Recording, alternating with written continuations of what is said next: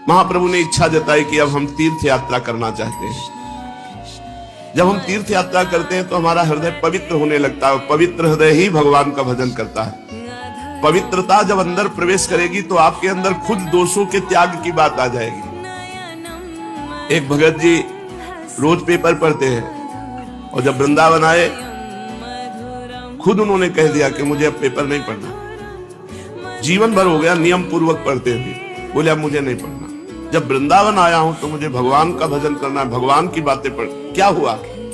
इतनी बड़ी आसक्ति पेपर की होती है कि लोग सुबह से इंतजार करते हैं जैसे भगवान के दर्शन का इंतजार। ऐसे वो इंतजार करते, पेपर आया बस पूरा उस संसार में क्या हो रहा है मोटी हेडिंग में तो एक बार पूरा पढ़ जाए, और वो पूरा जीवन पढ़ते रहे। छोटी छोटी बातों को अपने लोग देखते हैं, धाम का प्रभाव क्यों उनका नहीं। ये सब क्या है? ये भगवान की कृपा है। ये भगवान की कृपा से जब हम धाम में आए तो धाम पवित्रता इतनी प्रदान करता है कि धीरे धीरे सारे दोष, दुर्गुण, ममता ये सब नष्ट होती चली जाती है और जीव अनंत जन्मों से बिछड़ा हुआ भगवान को प्राप्त कर लेता है। आश्विन शुक्ला दशमी का दिवस है। आज ही के दिन भगवान श्री रामचंद्र जी ने लंका पर विजय प्राप्त करने के लिए चढ़ाई की थी। घर घर आनंद मनाया जा रहा है। आज के ही दिन वर्षा काल की परिसमाप्ति समझी जाती है। व्यापारी आज के ही दिन वाणिज्य के निमित्त विदेशों की यात्रा करते हैं। राजागण आज के ही दिन दूसरे देशों को दिग्विजय करने के निमित्त अपनी अपनी सेनाओं को सजाकर राज्य सीमा से बाहर होते हैं। 4 महीने एक ही स्थान पर रहने वाले परिव्राजक सन्यासी जन आज के ही दिन फिर से भ्रमण करना आरंभ कर देते हैं। तीर्थ यात्रा करने वाले भी आज के ही दिन यात्रा के लिए प्रस्थान करते हैं।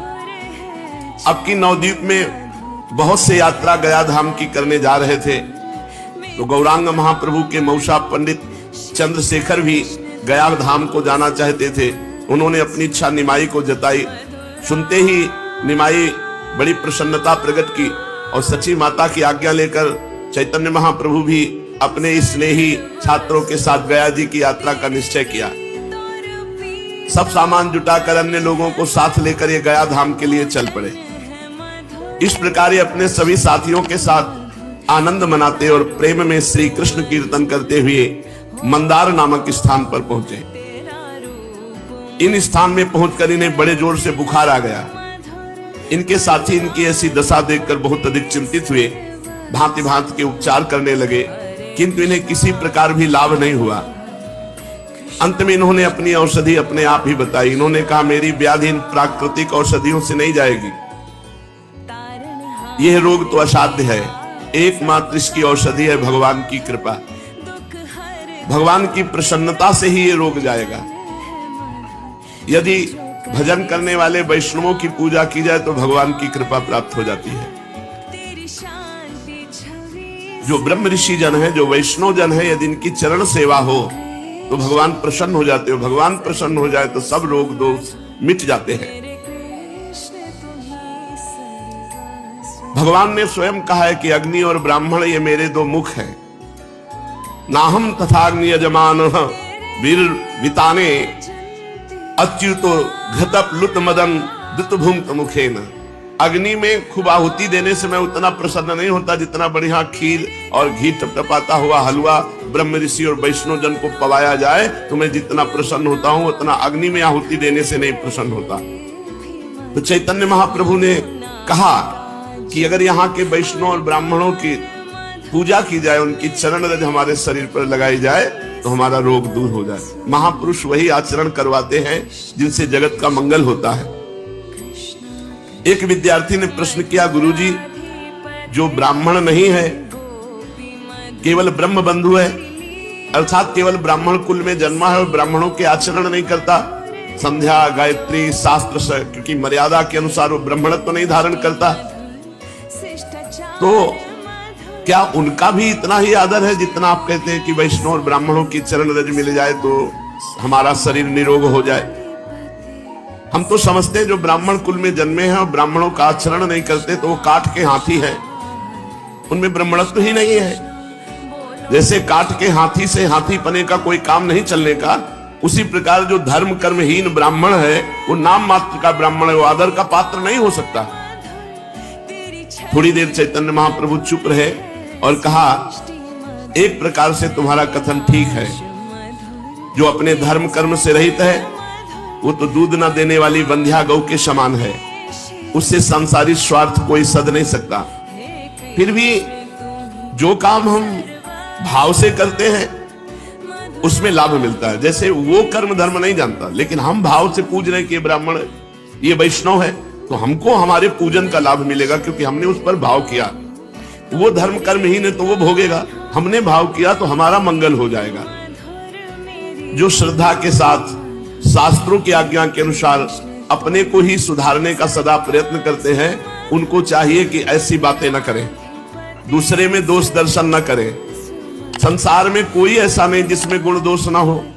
जड़ चेतन गुण दोष में विश्व कीन करतार, संत हंस गुण गाहे पे परिहरिवार विकार। सब गुण दोष में संसार है। क्या करे? जैसे दूध और पानी मिला के रख दे तो हंस दूध पी लेगा, पानी छोड़ देगा। ऐसे ही जो संत स्वभाव के लोग हैं वो दूसरों के गुण ग्रहण करते हैं, दोष दर्शन नहीं। इसलिए अपनी बुद्धि को संकुचित बनाकर, जैसे हम गाय दूध दे या न दे, हम उसकी सेवा करते हैं गौ माता मानकर। ऐसे ही ब्राह्मण अपने कर्म से भ्रष्ट है वो जाने, हम उसे ब्राह्मण मानकर सम्मान करते हैं, हम उसे वैष्णव मानकर सम्मान करते हैं। वो जो करेगा वो खुद भोगेगा, हम जो भाव कर रहे हैं उसमें हमारा मंगल हो जाएगा। सर्वश्रेष्ठ भाव अपने को सुधारना है, सामने वाले के गुण दोष देखने नहीं है। उत्तम बातें सुनो तात माया कृत गुण और दोष अनेक, गुण या उभय न देखी देखी स्वविवेक। किसी के गुण दोष न देखे, सब में भगवान को देख करके उपासना करे तो मंगल हो जाए। देखो भगवान ने स्वयं ब्राह्मणों का कितना आदर किया। भृगु जी महाराज भगवान की छाती में जाके लात मारा, ब्रह्म ऋषि हैं, तो भगवान गुस्सा नहीं हुए, भृगु जी के चरण पकड़ लिए और दबाने लगे और बोले अतीव कोमलौ तात चरणौ ते महामुने। हे महामुनि, आपके चरण तो बहुत कोमल है, हमारी छाती तो बहुत कठोर, कहीं आपके चरणों में चोट तो नहीं लग गई? तो विचार करो, भगवान वहां साप भी दे सकते थे कि हमने तुम्हारा क्या बिगाड़ा, आकर छाती में लात मार दिया, लेकिन नहीं, वो ब्रह्म ऋषि हैं। अगर उन्होंने छाती में लात मारा तो भगवान ने हर अवतार तक में वो चरण चिन्ह धारण किया, भृगु चरण चिन्ह। हम भगवान के अंश हैं तो हमको यही चाहिए। अगर हमारे साथ कोई बुरा करे तो हम उसके साथ भला करें, बुरा न करें। करत जे अनसहन निंदक तिन्हु पे अनुग्रह कियो। ये बहुत ऊंचे साधक के भाव हैं, जो संसारी मान प्रतिष्ठा तथा धन विषय भोगों की इच्छा को सर्वथा त्याग कर एकमात्र भगवान की कृपा को ही अपने जीवन का चरम लक्ष्य समझकर सभी कार्यों को करते हैं, वही ये धारण कर सकते हैं, अन्यथा नहीं। जो पुरुष वासुदेव बुद्धि रखकर सामने से वैष्णव या ब्राह्मण गाली दे रहा है, हम उसमें भगवान की बुद्धि करें। अपने मुख से हम उसको कठोर वचन ना बोले, वो हमको कठोर वचन बोल रहा है। यदि ऐसा व्यवहार किया तो भगवान को आप प्रसन्न कर लेंगे, और अगर उल्टा व्यवहार किया तो फिर भगवान को प्रसन्न करना है तो वैष्णव जन के सामने झुक के रहो। वो गाली दे तो सुन लो, तुम्हारे पाप नष्ट हो जाएंगे, तुम्हारा मंगल हो जाएगा। ऐसा चैतन्य महाप्रभु कह रहे हैं, ऐसा शास्त्रों में भी लिखा है। तो इनकी आज्ञा पाकर 2-3 विद्यार्थी गए और शुद्ध वैष्णव जनों और ब्राह्मण जनों की चरण रज लाए, चरणोदक लाए। इन्होंने चरणोदक पिया और चरण रज लगाई, सोई बुखार खत्म। चरणोदक पीते ही अच्छे हो गए। और सभी विद्यार्थियों और सब लोगों से कहा, देखा ब्राह्मणों की चरण रज और चरणामृत में कितना प्रभाव है कि हमारा इतना पीड़ा देने वाला ज्वर बुखार एक बार चरणामृत पीने से चला गया। और जो भगवान का या भक्तों का रोज चरणामृत पीते हैं बड़े भाग्यशाली हैं। अकाल मृत्यु हरणम सर्वव्याधि विनाशनम श्री कृष्ण पादोदकम पीत्वा पुनर्जन्म न विद्यते। जो भगवान का चरणामृत या भक्त का चरणामृत पीते हैं उनकी कभी अकाल मृत्यु नहीं हो सकती, और बड़े से बड़ा रोग शरीर पर होने पर भी पीड़ा नहीं दे सकता, और अंत में भगवान की प्राप्ति होगी। ये चरणामृत पीने का महत्व है। वृंदावन में बिहारी जी, राधा वल्लभ जी ठाकुर विराजमान, इनका चरणामृत मिलता है। किसी पात्र में चरणामृत ले आवे, 2 बूंद रोज पान करे। अकाल मृत्यु हरणम सर्वव्याधि विनाशनम श्री कृष्ण पादोदकम पीत्वा पुनर्जन्म न विद्यते। उसका पुनर्जन्म नहीं होगा जो रोज चरणामृत पीता है।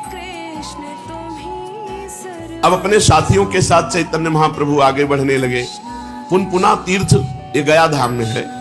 वहां पहुंचकर सब लोगों ने पुनपुन नाम की नदी में स्नान किया और सभी ने अपने अपने पितरों का श्राद्धादि कार्य कराया।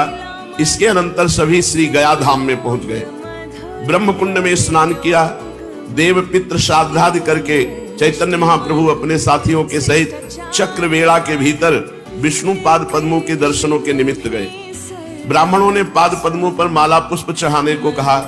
ये अपने विद्यार्थियों के द्वारा गंध पुष्प धूप दीप माला आदि सभी पूजन की बहुत सी सामग्री साथ लिवाते गए थे।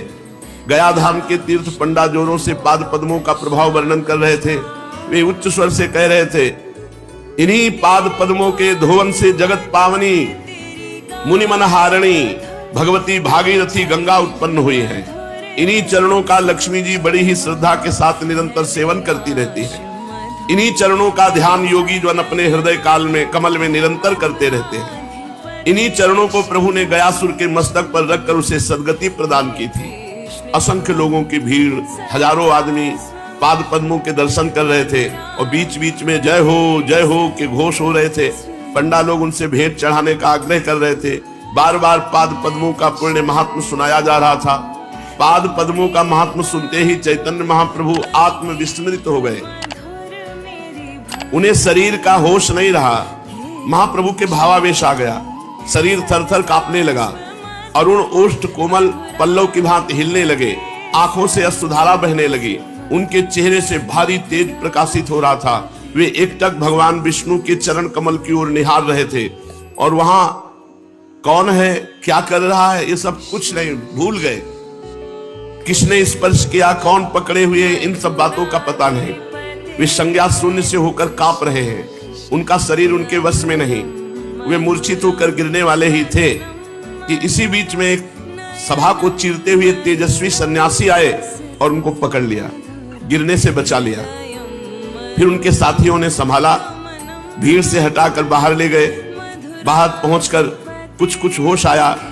वे निद्रा से उठे हुए मनुष्य की भांति चारों ओर आंख उठा कर देखने लगे। सहसा उनकी दृष्टि तेजस्वी सन्यासी पर पड़ी जो गिरते हुए से पहले उन्होंने संभाला था। उन्हें देखकर चौंक उठे। उनके आनंद का वारा पार नहीं रहा। इन्होंने दौड़ करके सन्यासी जी के चरण कमल पकड़ लिए। अपनी आंखों से अश्रु विमोचन करते हुए सन्यासी ने इन्हें उठाकर गले से लगा लिया। इनके स्पर्श मात्र से सन्यासी महाशय बेहोश हो गए। दोनों ही शरीर सुधि से परे महापुरुष, दोनों को ही शरीर का होश नहीं।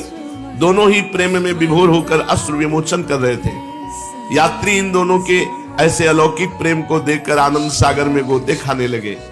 बहुत से लोग एकत्रित हो गए। चारों ओर से लोगों की भीड़ लग गई। कुछ काल में सन्यासी जी को कुछ चेतना हुई। उन्होंने बड़े ही प्रेम से इनका हाथ पकड़कर एक ओर बिठाया और अत्यंत प्रेम पूर्ण वाणी से कहने लगे, निमाई पंडित, आज मेरा भाग्योदय हुआ जो सहसा तुम्हारा दर्शन हो गया। नवद्वीप में ही मेरा हृदय तुम्हारी ओर स्वाभाविक ही खिंचा सा जाता था। मुझसे लोग कहते निमाई पंडित कोरे पोथी के ही पंडित हैं, बड़े चंचल हैं, देवता तथा वैष्णवों की खिल्लियां उड़ाते हैं। आप उन्हें अपना श्री कृष्ण लीलामृत सुनाकर क्या लाभ उठावेंगे? कोई तो यहाँ तक कहता अजी ये पूरे नास्तिक है, वैष्णवों को छेड़ने में इन्हें मजा आता है। मैं उन सबकी बातें सुनता और चुप हो जाता। मेरा अंतःकरण इन बातों को कभी स्वीकार ही नहीं करता था। ये ईश्वरपुरी जी महाराज, मैं बार बार यही सोचता था, निमाई पंडित जैसे सरस सरल सहृदय और भावुक पुरुष भक्तिहीन कभी नहीं हो सकते। इनके मुख का तेज ही इनकी भावी शक्ति का परिचय दे रहा है। आज आपके भाव दर्शन के रूप को देखकर आनंद की सीमा नहीं रही। मैं कृतकृत्य हो गया। भगवत दर्शन से जो आनंद मिलता है उसी आनंद का मैं अनुभव कर रहा हूँ। मैं अपने आनंद को प्रकट करने में असमर्थ हूँ। इतना कहते कहते सन्यासी महाशय का गला भराया। आगे वे कुछ और भी कहना चाहते थे किंतु कह नहीं सके। उनके नेत्रों में से अश्रुधारा भी पूर्ववत बह रही थी। सन्यासी महाराज की बातें सुनते सुनते इन्हें कुछ चेतना हो गई थी, इसलिए रुधे हुए कंठ से कुछ अस्पष्ट स्वर में इन्होंने कहा, प्रभु आज मैं कृतार्थ हुआ। मेरी गया यात्रा सफल हुई। मेरी असंख्यों पीढ़ियों का उद्धार हो गया। जो यहाँ आने पर आपके दर्शन का सौभाग्य प्राप्त हुआ। तीर्थ में श्राद्ध करने पर तो पितरों की मुक्ति होती है, जिनके निमित्त श्राद्ध तर्पण आदि कर्म किए जाते हैं, किंतु आप जैसे परम भागवत संत के दर्शन से करोड़ों पीढ़ियों का स्वतः उद्धार हो जाता है। आप जैसे संत भागवत वैष्णव के दर्शन से करोड़ों पीढ़ियों का उद्धार स्वतः हो जाता है। सब लोगों को आपके दर्शन दुर्लभ है, जिनका भाग्योदय होता है उन्हीं को आपके दर्शन होते हैं। ये कहते कहते इन्होंने फिर से सन्यासी महाशय के चरण पकड़ लिए। सन्यासी जी ने हठ पूर्वक अपने चरण छुड़ाए और इन्हें प्रेम वाक्यों से आश्वासन दिया। समझ गए होंगे कि सन्यासी महाशय कौन है। ये वे ही भक्ति बीज के अंकुरित करने वाले श्री मन माधवेंद्र पुरी जी के सर्वप्रधान प्रिय शिष्य श्री ईश्वर पुरी जी हैं, जिन्हें अंतिम समय में गुरुदेव अपना संपूर्ण तेज प्रदान करके इस संसार से तिरोहित हो गए थे।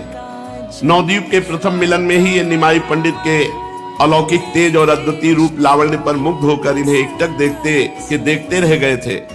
इन्हें इस प्रकार भली भांति देखते रहने का सुअवसर प्राप्त हो सकेगा, इसलिए निमाई पंडित ने हंसकर कहा, आज हमारे घर ही भिक्षा कीजिएगा और दिन भर देखते रहिएगा। उनकी प्रार्थना पर ये सन्यासी जी उनके घर भिक्षा करने गए थे और कुछ काल तक अपने स्वसंपादित ग्रंथ श्री कृष्ण लीलामृत को भी उन्हें सुनाते रहे।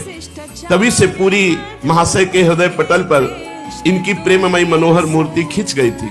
आज सहसा भेंट हो जाने पर दोनों ही आनंद में डूब गए और आनंद के उद्योग में उपर्युक्त बातें हुई। पूरी महाशय की आज्ञा लेकर निमाई पंडित अपने स्थान के लिए विदा हुए। जहां रुके हुए थे वहां पहुंचकर इन्होंने साथियों को संग लेकर गया के सभी मुख्य मुख्य तीर्थों के दर्शन किए और वहां जाकर यथाविधि शास्त्रीय रीति के अनुसार श्राद्ध और पिंडदान आदि करके पितृ कर्म किए। अंत में भगवती फल्गु नदी में जाकर इन्होंने पितरों के लिए बालुका के पिंड दिए। फल्गु का प्रवाह गुप्त है, उसका जल नीचे ही नीचे बहता है, ऊपर से बालू ढकी रहती है। बालू को हटाकर जल निकाला जाता है और यात्री उससे स्नान संध्या आदि कृत्य करते हैं। प्रेत गया, राम गया, युधिष्ठिर गया, भीम गया, शिव गया आदि 16 गया में निमाई पंडित ने अपने साथियों के साथ जा जाकर पितरों के पिंड और श्राद्धादि कर्म किए। सब स्थानों में दर्शन तथा श्राद्ध करके ये अपने ठहरने के स्थान पर लौट आए। संसार में उन्हीं मनुष्यों का जीवन धारण करना सार्थक कहा जाता है जिनके हृदय पटल पर हर समय मुरली मनोहर मुकुंद की मंजुल मूर्ति नृत्य करती रहती हो, जिनके कान भगवान के मनोहर मुरली का भगवान की लीला कथा को श्रवण करते रहते हो, उनके कान धन्य हैं। जिनके नेत्र भगवान का दर्शन संत दर्शन करते हैं, उनके नेत्र धन्य हैं। जो मन भगवान के भयहारी चरणारविंद का निरंतर मधुराति मधुर मकरंद पान करता रहता, वो मन धन्य है। और जो तन भगवान की सेवा में, भगवान के धाम में, भगवान के लिए है, वो तन धन्य है। संपूर्ण संसार को अपनी पदरज से वो पावन बना देता है जो हर समय भगवान का भजन करता रहता है। जो हर समय भगवान का नाम जप करता है, उसकी वाणी में सामर्थ्य होती है। जो बोल दे तो जीवों का कल्याण हो जाए, वो देख ले तो जीवों का कल्याण हो जाए। सतरति सतरति सा लोकान तारयति, वो स्वयं तर जाता है, स्वयं तर जाता है, लोगों को तार देता है। निमाई पंडित की हृदय कंदरा में से जो त्रैलोक्य पावन प्रेम से स्रोत उमड़ने वाला था, जिसका सूत्रपात चिरकाल से हो रहा था, अद्वैताचार्य आदि भक्तगण जिसकी लालसा लगाए वर्षों से प्रतीक्षा कर रहे थे, उस स्रोत का पृथ्वी पर परिस्फुट होने का सुहावना समय अब सन्निकट आ पहुंचा। जगत विख्यात गया धाम को ही उसके प्रकट करने का अखंड यश प्राप्त हो सका। यही पावन पृथ्वी इसका कारण बन सकी। आहा वसुंधरा पुण्यवती च तेनो, सचमुच वो वसुंधरा बड़ी भागनी है जिसके संसर्ग में किसी महापुरुष की लोक विख्यात घटना के साथ हो सके। वही संसार में पावन तीर्थ के नाम से विख्यात हो जाता है।